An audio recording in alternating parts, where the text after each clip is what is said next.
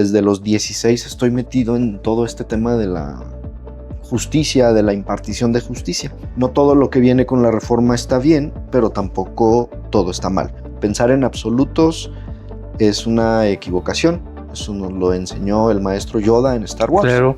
Como secretario, vienen las personas, puedo platicar con usted.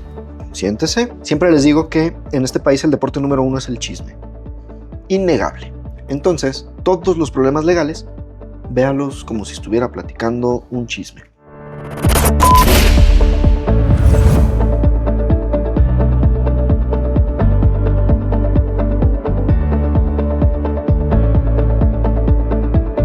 Bienvenidos a Acceso Libre en esta subsección Los Rostros de la Justicia.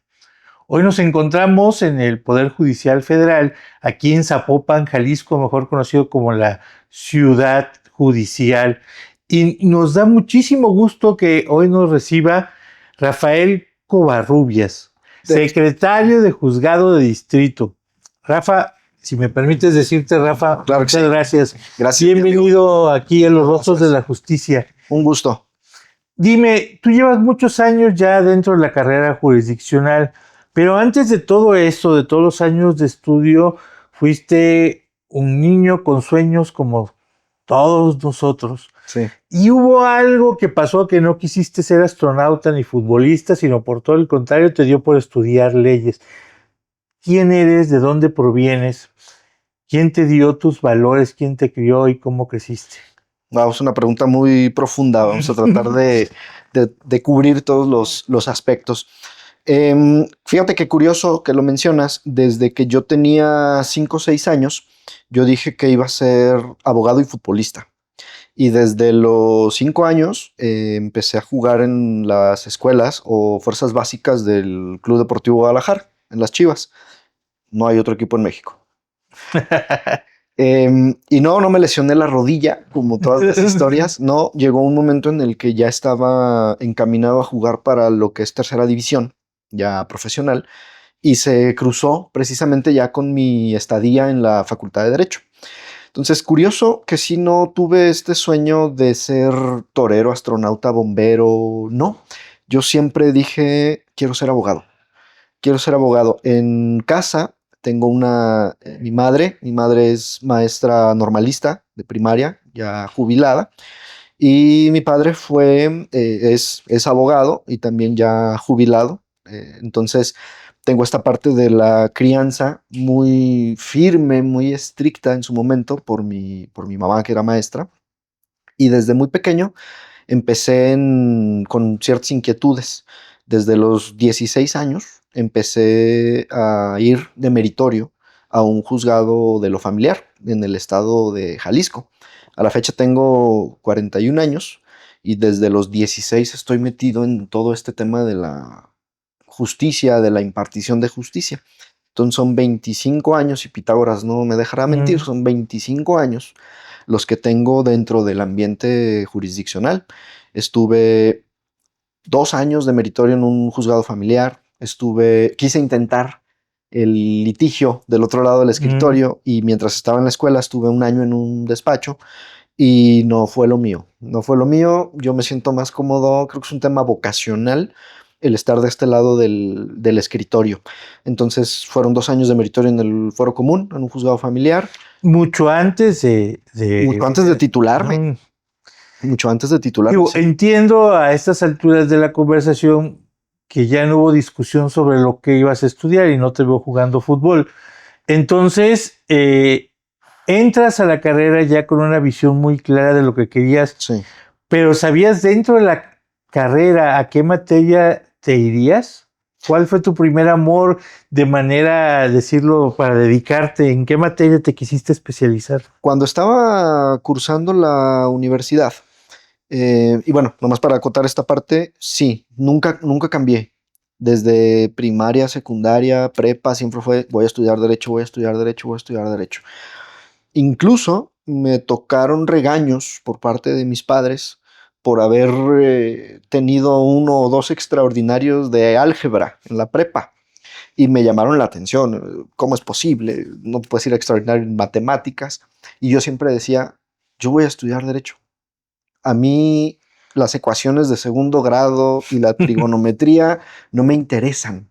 Y como no me interesan, no les prestas atención. Ya hoy, pasado el tiempo y un poquito con la madurez que te va dando la edad, dices, ok, fue erróneo, ¿no? Esa respuesta que emití en aquel momento, pero sí genuinamente lo creía. Yo decía, bueno, es que yo qué quiero saber de ecuaciones, ¿no? A mí tráeme historia, sociología, filosofía, todo lo encaminado a ciencias sociales. Las ciencias exactas me parecen muy impersonales, son muy impersonales y no me gustan. Entonces nunca tuve duda ni debate de estudiar otra cosa. Si acaso algo que me apasiona terriblemente y que tristemente en este país y en muchos no podríamos vivir de ello, es haber estudiado historia. Me habría encantado ser historiador, pero terminaría uno dando clases a lo mejor en la secundaria, es decir, no es un modo... No, y que no lo dices que en detrimento de quien lo hace, ¿no? Finalmente es una carrera que no tiene mucho desarrollo. Exacto, exactamente, no tiene una proyección como pudiera tenerla, ¿no? Entonces, pues sí, siempre fue con el perfil de derecho. Cuando inicio la facultad de derecho y por el ambiente en el que yo crecí, mi primer materia que me jaló y me llamó la atención fue la materia civil, familiar, mercantil. Conforme fue pasando, por eso empecé en un juzgado de meritorio, en un juzgado familiar. Siempre tuve el deseo de pertenecer a esta institución, al Poder Judicial Federal. Y entiendo desde un tema de la conciencia del privilegio que tengo yo por ser una persona nacida en México que tiene una licenciatura, eso es un privilegio, que tiene una maestría, eso es otro privilegio, que tengo el privilegio de haber tenido estos guías en mis padres, y mi padre como abogado también, de irme coacheando, ¿no? Entonces mi padre me dijo unas cosas muy importantes al principio de la carrera y es, ¿tú quieres pertenecer al Poder Judicial Federal? Sí. Entonces empieza por el Poder Judicial Estatal. Tienes que conocer desde abajo, desde las entrañas, desde las trincheras, para ir conociendo todo lo que implica la administración de justicia desde el nivel estatal para que puedas llegar al nivel federal. Me acuerdo mucho que acudía a uno y la gente piensa que tener un papá dedicado a la profesión que uno estudia es un beneficio, y a veces sí, pero a veces no. Le comentaba yo a mi papá, oye, fíjate que me dejaron una tarea, y tengo duda de esto. Y mi papá me decía, ¿ya leíste el código? Así lees el código, ¿no? Dije, oye, ya leí el código, pero tengo esta duda. ¿Y ya leíste la doctrina? Por ahí hay unos libros de algunos autores, ¿por qué no los revisas? Y uno renegaba, ¿no? Entonces vas ya dime. Sí, ya dame la respuesta. Entonces vas y lees la doctrina y otra vez, ¿no? Oye, ya leí el código, ya leí la doctrina, pero tengo esta duda. Busca la jurisprudencia. Ahí me tocó el use en la transición de libros, que es donde están las jurisprudencias, los libros, y el disco. Antes era un disco compacto. Entonces busca ahí en el use. Ahí vas y encontraba yo la respuesta. Ya no tenía que acudir de nuevo con él. Pasados los años, cuando empiezo ya propiamente en la función jurisdiccional, me encuentro con la dimensión de la lección que me dio. Porque uno como secretario se dedica a proponer soluciones de proyectos. Y yo no paso, o uno no debe pasar con el titular a preguntarle qué hacer. Uno tiene que llevar una propuesta. Tienes que investigar, tienes que indagar y entonces proponerle al titular, al juez o al magistrado, según sea el caso, oiga, el asunto tiene estas características, yo le propongo izquierda o le propongo derecha. Y esa lección me la dio mi padre. Ahora que vas directamente a esta función, uno, ¿cómo se llega a ser secretario? ¿Por qué mecanismos hay que pasar? Obviamente, haber estudiado Derecho, supongo, Claro, es la claro. primera. ¿Qué llega o sea, qué se necesita para llegar a secretario y cuál es su importancia dentro de este ámbito jurisdiccional? Bien, para ser secretario han ido modificando un poco los requisitos. Cuando yo apliqué, había que tener 3 años de experiencia profesional, había que acreditar un examen de conocimientos y acreditado el mismo, ¿Experiencia profesional en dónde? Experiencia profesional contada a partir de la titulación, que es lo que nos explica el tema, ¿no? Ahora, la carrera judicial, si todavía creo que existe el nombre, es el oficial judicial, que es el paso número 1, el actuario judicial, secretario de juzgado de tribunal y pues, ya ahora el tema de los jueces y magistrados, ¿no? Pero en aquel entonces, estamos hablando del 2005 que yo egresé de la Facultad de Derecho, ya hace 21 años este año, hago mis exámenes, hice mi examen para ser actuario judicial y posterior, ya cuando tenía el tiempo, pude hacer el examen para secretario. Mi primer oportunidad aquí en el Poder Judicial fue con el nombramiento de chofer de funcionario. Órale. No tuve el titular no necesitaba que ejerciera de chofer.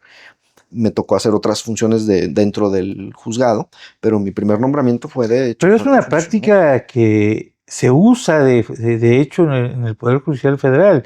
He tenido pláticas con otras personas juzgadoras que empezaron de intendentes Sí, y que tenían que hacer la función de intendencia y aparte de su trabajo que les encargaba el titular. claro. ¿Ese fue tu caso?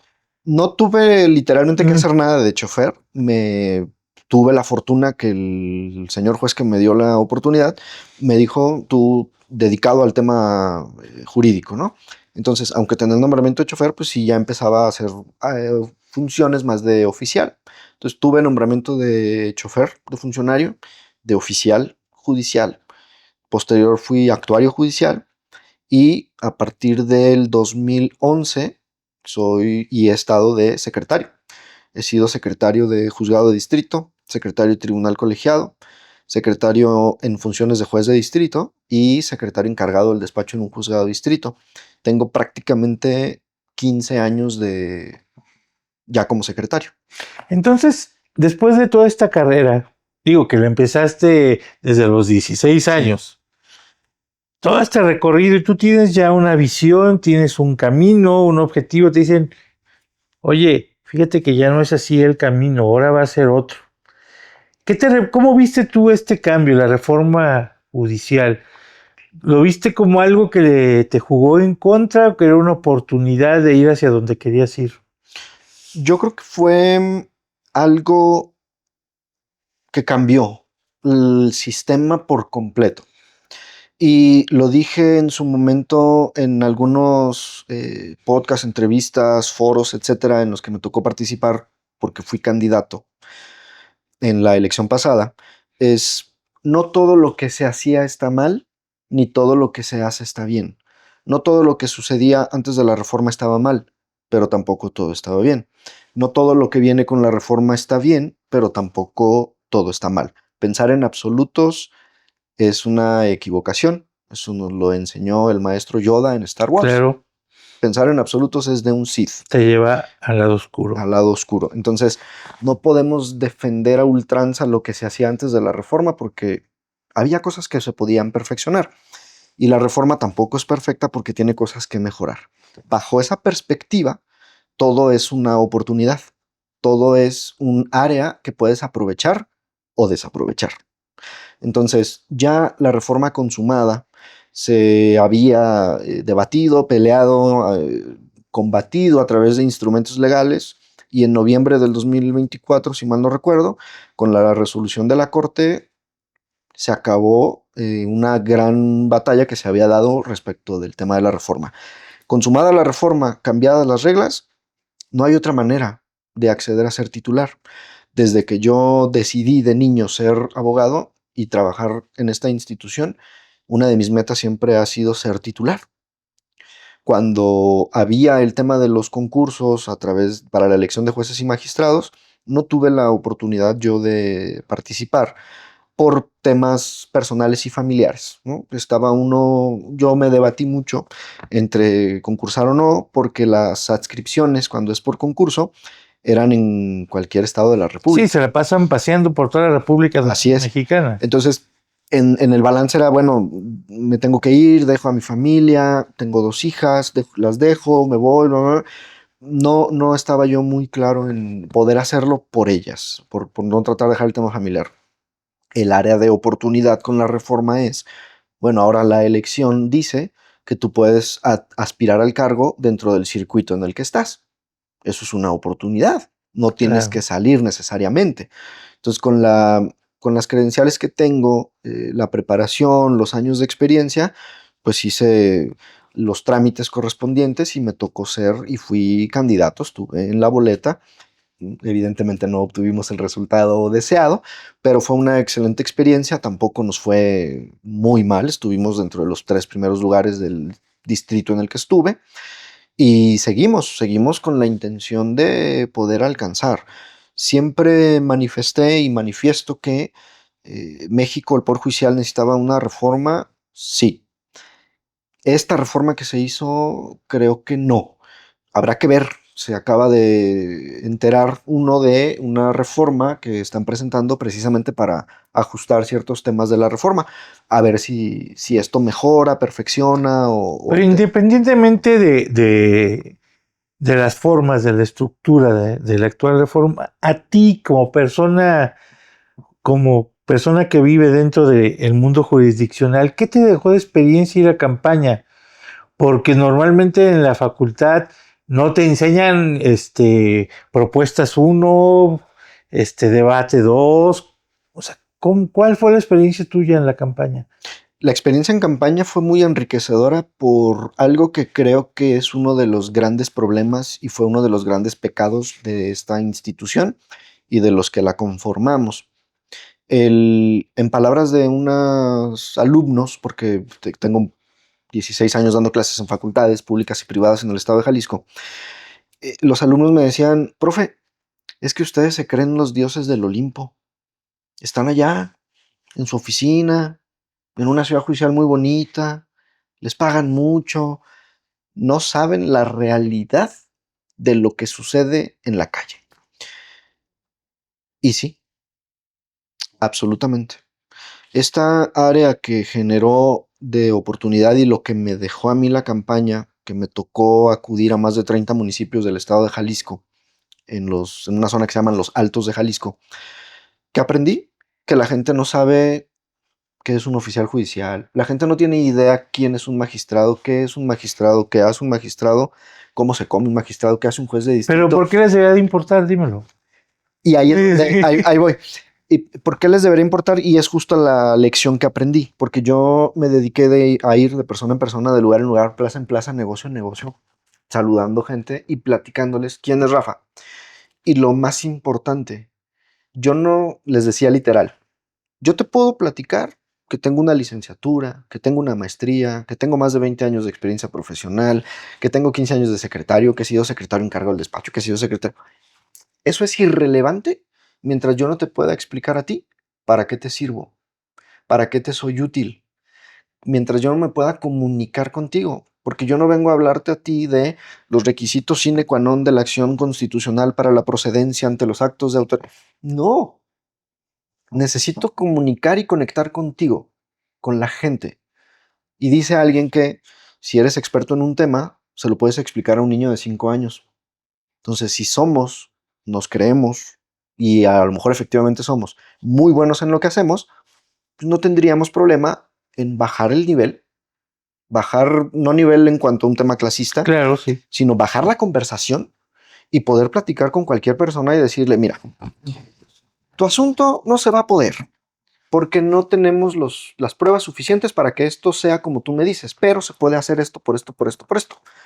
Y no utilizar, yo creo que a veces ni nosotros nos entendemos, va para mis amigos abogados, yo creo que a veces nos gusta utilizar palabras que no terminamos de entender, pero que suenan bonito. Entonces, tenemos que generar un acercamiento para con la gente. ¿Para qué le sirve Rafa? Porque efectivamente yo entiendo a las personas que pasan por afuera de estas instalaciones de Ciudad Judicial Federal y dicen, pues allá hay unos cuates con aire acondicionado, bien a todo dar, ganando quién sabe cuándo, haciendo quién sabe qué. Entonces tenemos la obligación, yo creo que es una responsabilidad social de aquellas, te hablaba yo del tema del privilegio y de la conciencia del privilegio. Yo considero que todas las personas que tenemos el privilegio de tener una licenciatura tenemos que retribuirle a la sociedad. Y va incrementándose la responsabilidad conforme tu desempeño profesional va creciendo, o esa es mi perspectiva. Si tienes una licenciatura, ya tienes responsabilidad. Estudiaste una maestría, tienes tienes más responsabilidad. Tienes un cargo público, tienes muchísimo más responsabilidad. ¿Cómo trata Rafa de cumplir con esta responsabilidad social? Tengo más de 15, 16 años dando clases en facultades de Derecho públicas y privadas de manera gratuita. Trabajar aquí me impide tener un ingreso extra. Y yo voy a las universidades y doy pláticas y me invitan a conferencias de manera gratuita. Porque lo que yo hago es tratar de convencer a uno o dos alumnos a dejarles un mensaje, a dejarles algo de esta carrera, y creo que es mi manera de retribuirle a la sociedad y de retribuirle a mis padres, porque te comentaba hace Sí, un rato, sí. mi madre es maestra jubilada, mi padre es abogado. Hago las dos cosas. Desde mi tema romántico, si suena a lo mejor romántico, siento que honro todo lo que me dieron y todo lo que me enseñaron, tratando de hacer estas dos cosas con las que yo crecí y gracias a las cuales pude tener lo que tengo. Entonces, honro a mi familia y trato de honrar y regresarle a la sociedad todo lo que he podido tener. Creo que eso es lo que más me ha dejado, no solo la campaña, sino desde el tema de la reforma. Desde el tema de la reforma porque vino a cambiar la visión, vino a abrir esta puerta. Habrá gente que no esté de acuerdo conmigo y gente que me va a decir, tu trabajo es estar en una oficina y resolver el expediente y nada más. Yo difiero, creo que haber hecho eso por muchos Digo, años. porque detrás de cada expediente hay una persona que tiene esperanza Claro, sobre el trabajo que tú estás haciendo. claro. Y eso es una responsabilidad a hombros grandísima. Sí, yo le decía, me decías ahorita, es que en la facultad no hay propuestas uno y propuestas dos. No, no somos políticos, no sabemos hacer campañas. Hicimos lo que mejor pudimos con lo que sobre la marcha se fue dando. Y yo le decía a la gente, yo no te puedo prometer que te voy a resolver tu asunto, porque esa es mi obligación. Yo no te puedo prometer que voy a resolver como dice la ley. Esa es mi obligación. No te puedo prometer que te voy a resolver rápido. Esa es mi obligación. ¿Qué te puedo ayudar? Es escucharte. Algo que yo le decía a la gente es que el día de mañana que tú necesites eh, acudir al tribunal, yo te escucho. Me encontré con esta inmensa necesidad de las personas de ser escuchadas. Yo tuve experiencia en campaña que la gente me decía, Rafa, me regala 5 minutos. Bueno, o sea, licenciado, me regala. No, dime, Rafa. Mm. Me gusta esta frase que dice, si necesitas anteponer tu título a tu nombre, todavía te falta ir a la escuela, porque no eres el título. Entonces, Rafa, dime, Rafa. Oye, Rafa, es que fíjate que... Y entonces me sentaba o me quedaba parado en la banqueta, en el sol y todo. Fíjate que la hermana del amigo del primo del hermano que tiene un hijo se estaba divorciando, pero no... Ah, mire, pregunte esto, vaya aquí, busque Defensoría Pública Federal, es una institución gratuita. Rafa, muchas gracias que me escuchaste. A lo mejor no me solucionaste el problema de manera inmediata, pero me escuchaste y me diste un consejo. Eso me dejó, ese es el mayor aprendizaje que he ¿Y tenido. qué harías, viendo ya en retrospectiva, qué harías diferente o qué hubieras hecho diferente en la campaña? O sea, ¿qué sientes que pudiste haber modificado independientemente del resultado? Ujú. ¿Sí? Si me pude haber vuelto más educador, pude haber llevado mi conocimiento a más gente, ¿qué pudiste haber hecho diferente en tu campaña? Yo creo que me faltó, bueno, no creo, me faltó tiempo. Eran 2 meses los de campaña prácticamente. Como tenía uno que pedir licencia sin goce de sueldo, no pude pedir 2 meses. Tenía que seguir trabajando porque tengo responsabilidades familiares, tengo a mis hijas, más los compromisos pues, que cada quien adquiere, ¿no? Que si la hipoteca, las colegiaturas, etcétera. Entonces nada más pude pedir un mes de licencia y pude salir un mes como tal, a la calle, a la campaña. Yo creo que si hubiéramos tenido más tiempo, pudiéramos haber llegado a más gente. Me quedé muy satisfecho porque dentro de las posibilidades hice absolutamente todo lo que estuvo a mi alcance. No, eran 33 municipios, alcancé a ir a 30. Los 3 que no pude ir fue porque me sugirieron, recomendaron y pidieron encarecidamente que no fuera, por temas que tristemente Mm. todos conocemos en este país, de seguridad, etcétera, ¿no? Entonces, 3 municipios en específico me dijeron, no vayas. Los demás a todos fui. Evidentemente no alcanzas a platicar con toda la gente, por eso te digo que ¿qué nos faltó? Tiempo. Creo que el enfoque que le fui agarrando durante la marcha, porque fue todo sobre la marcha, creo que fue el correcto. Yo me siento tranquilo conmigo por eso, por haberme dado el tiempo de ir 5 o 10 minutos de negocio en negocio, literal. Entraba en me pasó algo muy chistoso. Llegué a un negocio, vendían como cosméticos o cosas así. Entonces llego con las personas que están atendiendo, ¿qué tal? Buenas tardes, soy Rafa. No sé si ya saben que va a haber una elección. Mira, yo soy fulano de tal, aquí te dejo algo de información mía. Esta es una boleta, se va a hacer así, va 5 o 10 minutos, ¿no?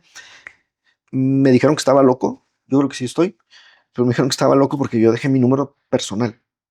En la información que yo les daba, aquí está mi número. Si necesitas algo, yo te contesto y te doy un norte, te doy una asesoría, te digo qué puedes hacer. Tengo la plática, sí, muchas gracias, papá. Salgo del lugar, camino una cuadra, suena mi celular. Contesto. Bueno, ¿eres Rafa? Sí. Nada más queríamos saber que si eras tú. Órale. Y me cuelgan. Me dice, nada más porque contestaste, vamos a votar por ti. Porque no me veniste a decir que me ibas a ayudar, pero sí me estás contestando. Gente de los Altos de Jalisco que me dijo, me gustó lo que me dijiste, nada más te quiero dar la mano y ver a los ojos y que me digas otra vez que sí, bla, bla, bla. Sí, yo lo voy a atender y todo. Porque me estás viendo a los ojos, voy a confiar en ti. La gente necesita de sus instituciones y de todos los que conformamos el aparato de justicia, y hablo estatal, federal, poder judicial, hablo fiscalías, todos los que participamos de la justicia, necesitamos que la gente confíe. Que la gente confíe que si viene a una institución va a recibir el servicio, porque es un servicio que nosotros tenemos que prestar. ¿Y qué es? Justicia. He tenido la fortuna de tener experiencias buenas y malas. Como secretario, vienen las personas, puedo platicar con usted. Siéntese, me platican su asunto, ya lo escuché, muchas gracias, sí, con permiso. No les fue favorable la resolución al final y he tenido gente que regresa y me dice, me atendiste a toda dar, aunque me fue mal, gracias por cómo me atendiste. ¿Es diferente el Rafa previo a la campaña que después de la campaña? Yo creo que terminé de cerrar ciertos ciclos y ciertos procesos de maduración y personales y a lo mejor varios temas que se conjugaron. La respuesta sería sí. Creo que ya venía este tema transformándose. Los que estamos, o uno creería o aspiraría a que los que estamos de este lado del escritorio es porque nos gusta, porque es un tema de vocación, te gusta el servicio. Y como es un servicio, pues estamos para servir. Y estamos para servir quiere decir que si una persona viene, yo tengo la obligación de recibirte, de atenderte y si te puedo solucionar, solucionarte. Para eso estoy. Entonces, todo este esquema contrasta con lo que en su momento nos enseñaron. No quiere decir que antes lo que se le llama old school o la vieja escuela, no quiere decir que antes nos dijeran que no, pero antes nos decían, tú no platiques con nadie porque te puedes viciar o porque puedes ser parcial y somos imparciales. No platiques con nadie, tú tienes que estar en tu oficina, tienes que leer tu expediente y tienes que resolver. Y tu comunicación para con la gente es tu resolución. Cosa más alejada de la realidad. ¿Por qué? Porque la gente nunca se enteró qué era lo que hacía el Poder Judicial Federal. La gente no sabe y creo que es nuestra labor salir y darles a conocer. A partir de un poquito antes de la campaña y durante la campaña, me dediqué en mis redes sociales públicas a dar información. Oye, tú te casaste y te quieres divorciar y no sabes qué hacer, mira, le puedes hacer así, pa, pa, pa, pa, pa. Estoy trabajando en un proyecto de un podcast con otros amigos también abogados que nos vamos a dedicar a explicarle a la gente, no a los abogados, a la gente. Le pusimos abogados de banqueta. Que saldrá aquí Aquí le vamos la a poner, dirección, por sí, favor, sí. para que nos sigan luego en Abogados de Banqueta. ¿Cuál es el propósito de Abogados de Banqueta? Esto que te estoy platicando. Nada de tecnicismos, nada de cosas difíciles, porque la gente no no tienen la obligación de saber. Mi obligación como experto en derecho es explicarle a la gente, no al revés.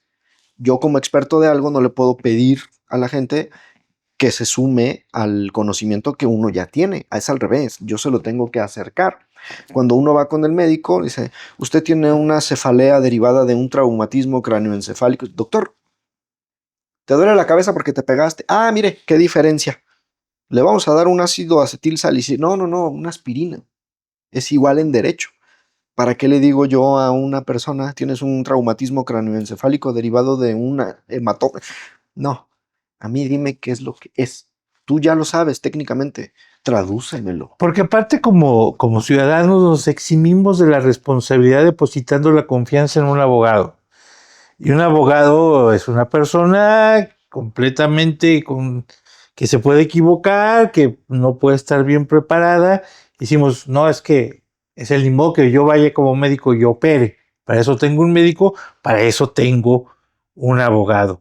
Muy interesante esta parte. Rafa, ¿lo volverías a hacer? ¿Lo vas a volver a hacer? ¿Esto de ir a campaña?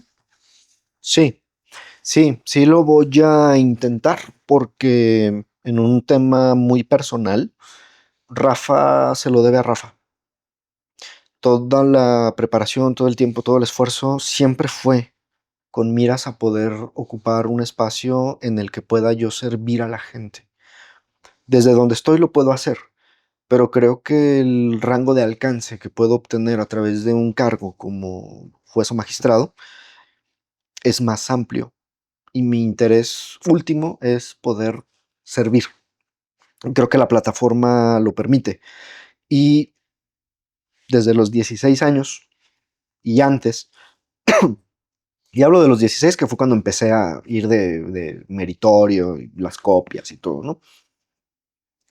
Desde los 16, tengo 41, son 25 años, es más de la mitad de mi vida que tengo dedicado en este entorno. Y me ha costado sacrificios, me ha costado esfuerzo, me ha costado todo, muchas cosas.